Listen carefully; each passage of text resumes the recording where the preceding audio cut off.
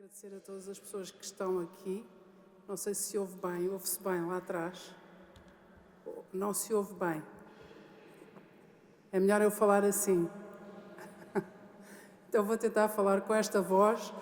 de Nossa Senhora. Quando eu, a Nossa Senhora, rezo sempre ou sem voz, ou assim num segredo e numa voz baixinha. Portanto, faz uma certa confusão falar sobre Nossa Senhora quase a gritar,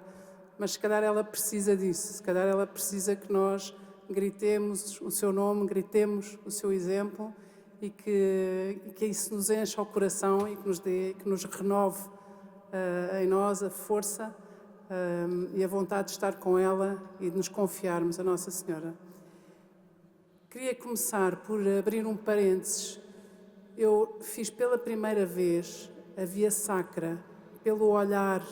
e pelo coração de Nossa Senhora na Páscoa passada, portanto no ano de 2016, o ano da Misericórdia, o ano santo da Misericórdia, porque tinha sempre feito a Via Sacra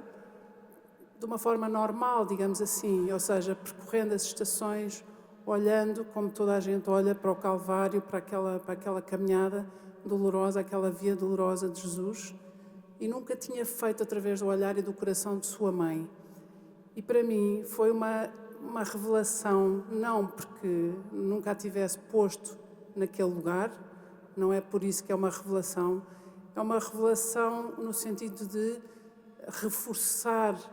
a sua divindade, reforçar ali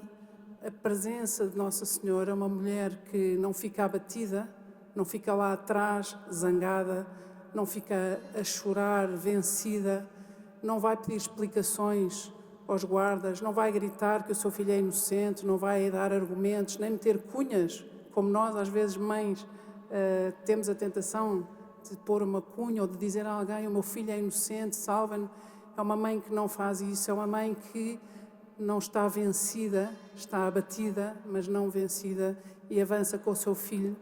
e olha-o nos olhos e a resgata-o também através do olhar e é resgatada por ele através do olhar. E há esta unidade, esta união entre mãe e filho, entre mãe de Deus e o Filho de Deus, que interpela muitíssimo. E eu fiz essa Via Sacra a partir das leituras. Há umas leituras, quem já fez esta Via Sacra sabe que é uma Via Sacra um bocadinho diferente, mas que nos transforma o coração para sempre, ao ponto de pensar que se calhar a partir de agora o que eu gostava era de fazer sempre essa Via Sacra. Fecho o parênteses, depois no fim volto aqui, mas fecho o parênteses para dizer que tenho 55 anos e nunca tinha rezado dessa maneira, com essa união tão grande numa Via Sacra. E gostava de recuar um bocadinho para trás e falar de 3 pontos que para mim são importantes em Nossa Senhora e também, a partir desses 3 pontos, abrir aqui alguns pequenos caminhos que percorri. A Nossa Senhora do Sim, para mim, a Nossa Senhora, a grande marca é o sim de Nossa Senhora. É o sim absoluto, total, a entrega total àquilo que o anjo anuncia, àquilo que ela sente, intui, pressente que Deus lhe pede e que ela não sabe o que é, mas só sabe que é um sim, ela tem que dizer um sim. E esse sim de Nossa Senhora marca-nos, e nós conhecemos a história, e marca-nos, interpela-nos, e o eco da sua voz, aquela voz de uma rapariga sem pecado que Deus escolheu para ser a mãe do seu filho, esse eco, essa voz, nós conseguimos ouvi-la hoje, e é uma voz que fica sempre a fazer eco em nós e que dá uma forma, nos divide por dentro, nos desinstala, nos obriga também a perceber que temos que tentar imitar Nossa Senhora no sim, neste sim, sem quês, sem razões, um sim, porque é um sim àquilo que Deus nos pede, mesmo quando não percebemos o que é que Ele nos está a pedir. E ela não poderia, não só não percebeu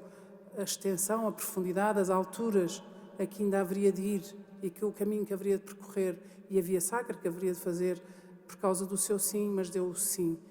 E, portanto, este sim é o sim que também não só nos divide por dentro e convoca a humanidade ao longo dos séculos, mas também divide a humanidade entre as pessoas do sim e as pessoas do não. Há pessoas a quem nós pedimos coisas ou com quem contamos e as pessoas nunca podem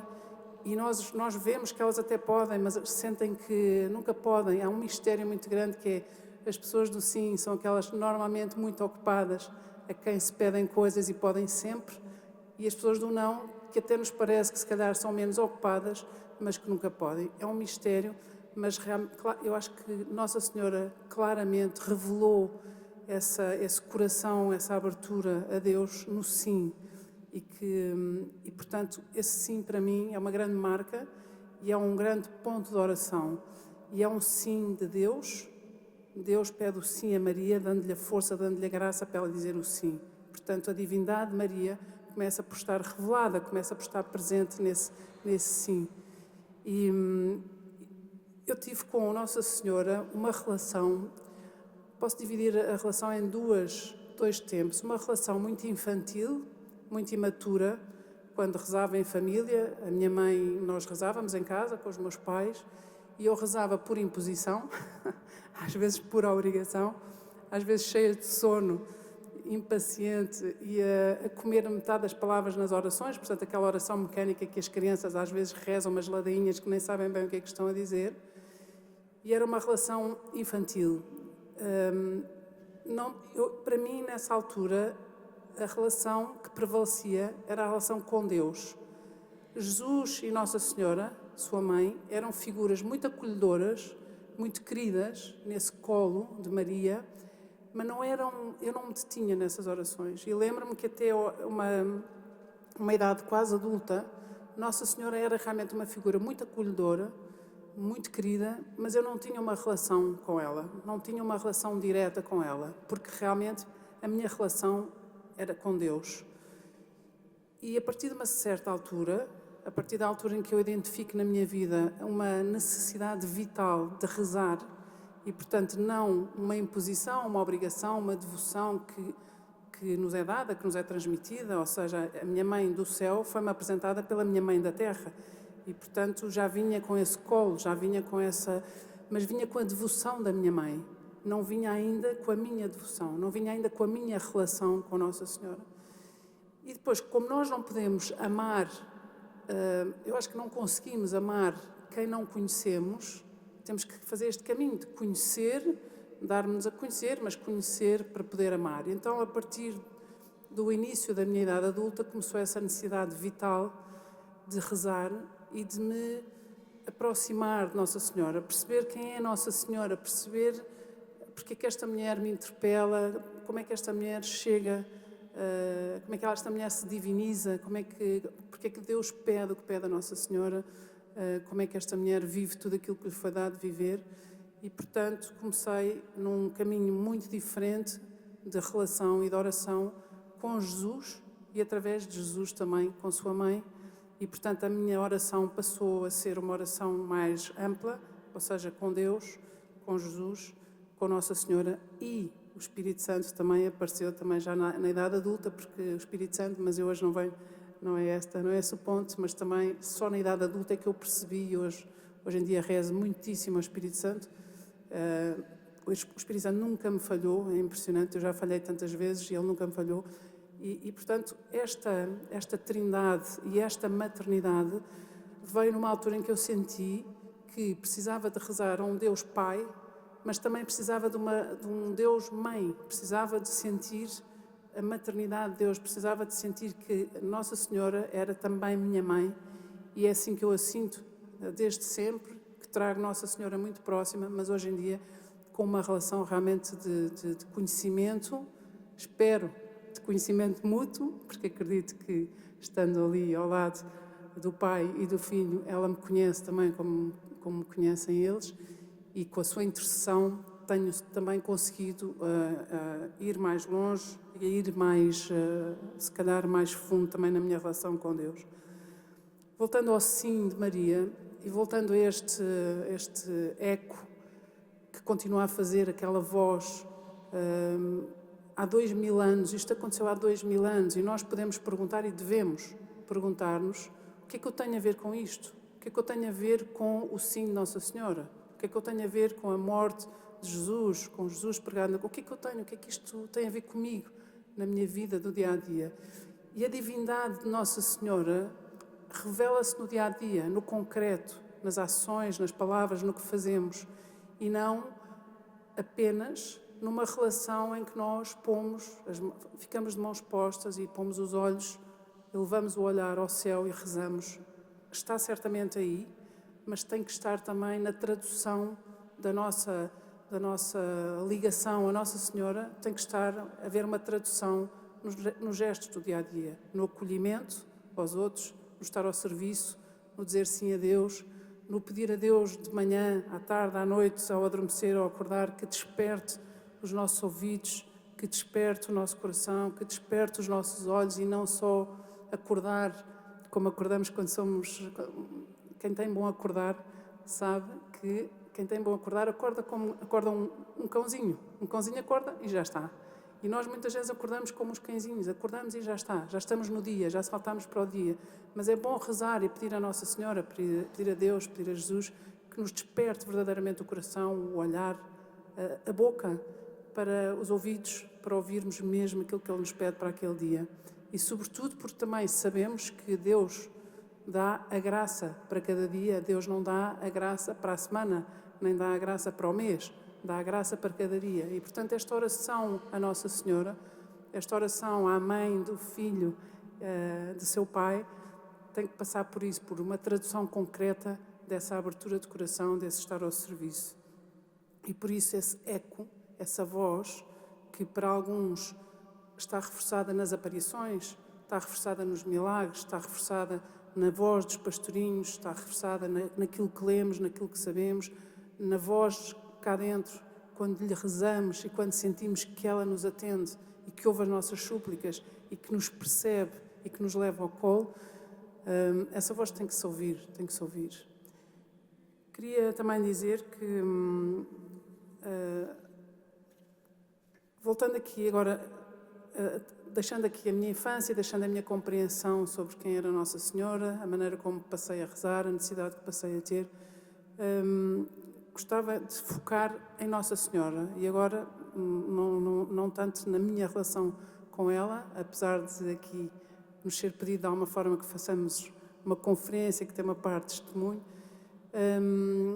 e olho para Nossa Senhora e penso que só uma mulher de Deus e uma mulher divina é que poderia olhar para o seu filho sabendo que ele era em tudo igual aos outros, mas sem a mancha do pecado. Isto, mesmo quem não tem a experiência de ser mãe, tem a experiência de ser filha e, portanto, todos nós temos a experiência de ser filhos. Mesmo que os nossos pais não estivessem connosco, porque já partiram ou porque alguém os substituiu, nós temos a experiência de ser filhos, temos a experiência de ser olhados como filhos.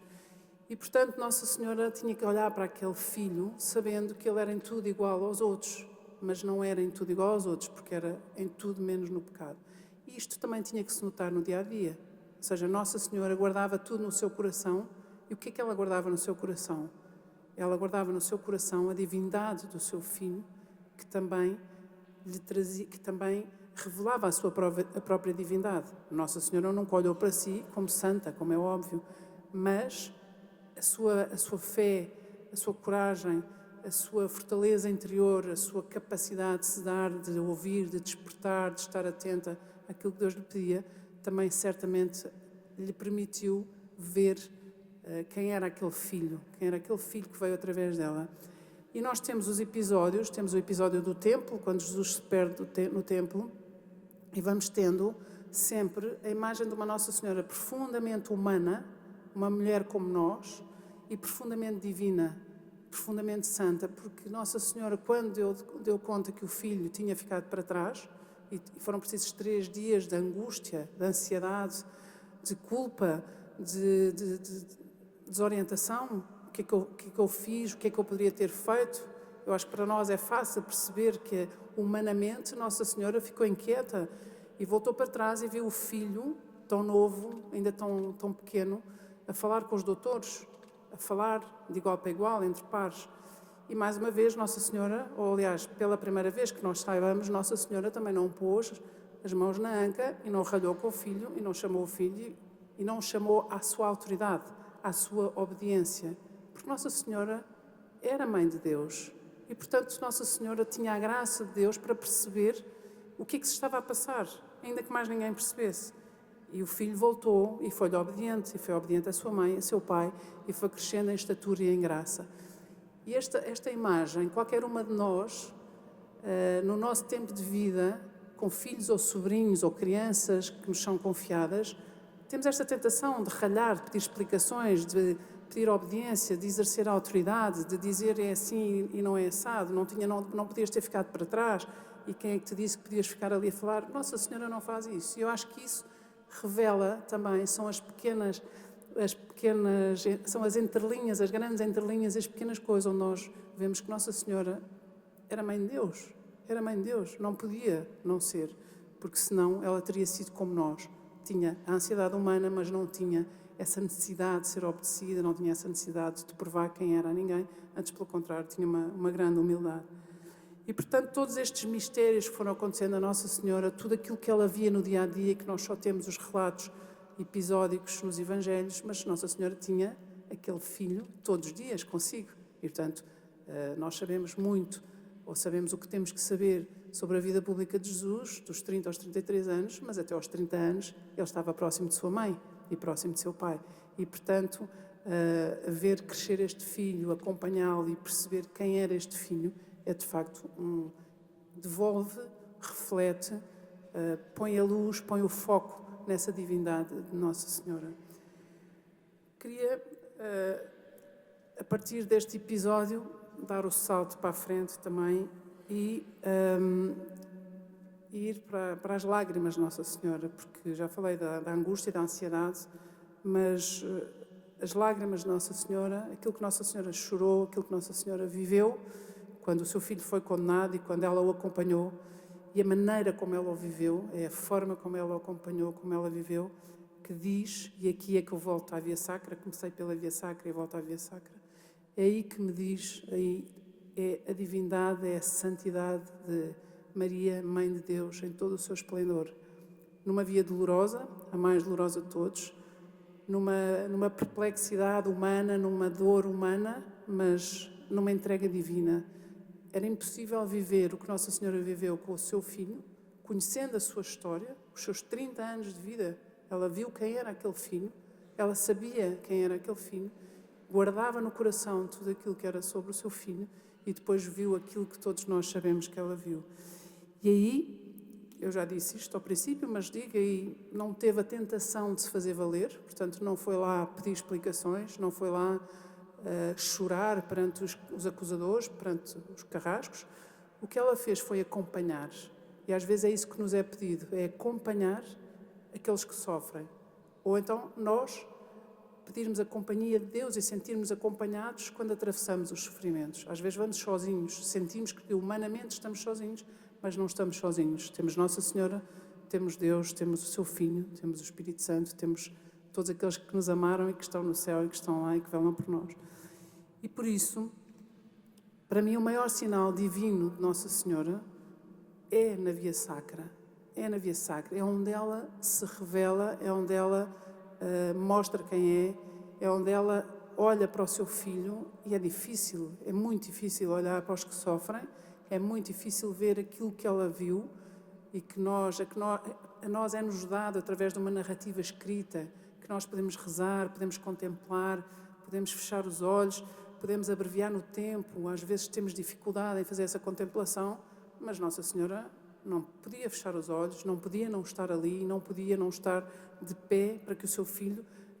se mantivesse de pé ou se voltasse a levantar quando caía. E, portanto, para mim esse é o maior sinal da divindade de Maria. E depois, para mim, aquilo que mais me atravessa e onde eu encontro Nossa Senhora sempre, aliás, em Lisboa há uma capela de adoração onde eu vou várias vezes, que é na Basílica dos Mártires, ali no Chiado, e onde há uma Nossa Senhora aos pés da cruz. Esse momento de estar aos pés da cruz, o silêncio aos pés da cruz, a dor aos pés da cruz, as mães que perdem os seus filhos e que ficam todas pregadas com eles na cruz. E a Nossa Senhora estava pregada naquela cruz, como qualquer mãe que perdeu o seu filho, como qualquer mãe que está à cabeceira do seu filho, como qualquer pessoa que ama ou amou muito alguém, que viu sofrer muito, que viu condenado, no caso dela, inocente. E, portanto, esta capacidade de estar aos pés da cruz inteira, sem lamentos, e aqui, humanamente, sem desmaios, sem lhe falecer a vontade, sem lhe falecer essa fortaleza, esse vigor, essa fé, que é disso que falamos, a fé na ressurreição do Filho, a fé na certeza de que não estavam sozinhos e que Jesus estava ali pregado, mas a vida não acabava ali. E, portanto, esse é o maior sinal de divindade de Nossa Senhora para mim, porque ela sabia no seu coração toda a parte humana, tudo aquilo que era difícil ver e viver, mas ela sabia, como qualquer mãe que acredite, que se sinta ao colo de Nossa Senhora, também sabe que o seu filho que partiu também está noutra vida, também está numa vida que é a eternidade, onde será compensado, como lemos nas bem-aventuranças, onde será compensado por todas as suas penas. E, portanto, esse silêncio aos pés da cruz, essa verticalidade de Nossa Senhora aos pés da cruz, para mim é a imagem de Deus na terra, da maternidade, deste Deus, desta mãe a quem eu precisava de rezar, um Deus-mãe, e o Deus-mãe revela-se ali. E termino também dizendo que há um momento a seguir, aliás, há 2 ou 3 momentos muito importantes a seguir. Há um momento antes, quando Jesus entrega, confia a sua mãe, a Igreja, ao apóstolo preferido, ao discípulo preferido. Há um momento em que nós não temos relatado nos Evangelhos desta maneira, mas temos todas as pietás que nós vemos. Eu penso na do Miguel Ângelo, mas todas as pietás são a certeza para nós de que aquela mãe continua ali e vai continuar e vai perpetuar, e a sua voz, e a sua fortaleza interior, e a sua graça, e a sua confiança, a sua coragem, a sua fé vão continuar de pé, porque ela continua a imagem da mãe que tem o filho já sem vida nos seus braços. É uma imagem muito dolorosa, mas é uma imagem também muito vigorosa, muito poderosa, muito transformadora. E, portanto, essa última imagem, digamos assim, em que a mãe ainda toca ao filho, mas o filho já está com o Pai, já está com Deus, já está na eternidade, já está connosco em toda a sua plenitude. Essa imagem também é uma imagem que a mim, nós temos muito os ícones e as imagens. A divindade Nossa Senhora aparece muito ou com uma aura ou com aquela luz que resplandece. E esta Nossa Senhora